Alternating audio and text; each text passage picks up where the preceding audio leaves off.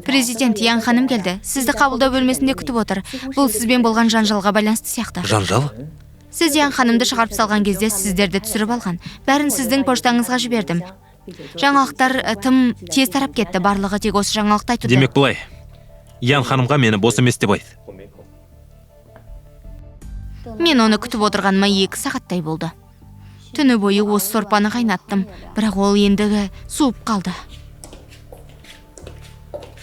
Цзин, бұл сіз бе? Президенттің жұмысы көп, сіздің қайтқаныңыз абзал.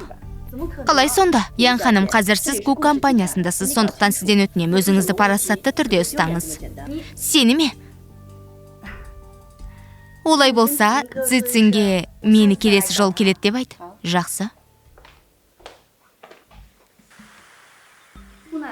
Гуәже, бұл жолы мен қателескен сияқтымын. Цзин мені шығарып салған кезде папарацци бізді түсіріп алыпты. Цзин ренжісе не істеймін?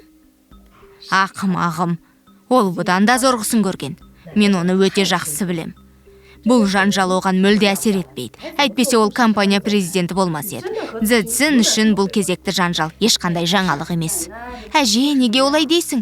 Цзин қазір Цзин Мусюань мен Сяобаймен бірге, егер Цзин Мусюань бұдан да артығын қаласа ше?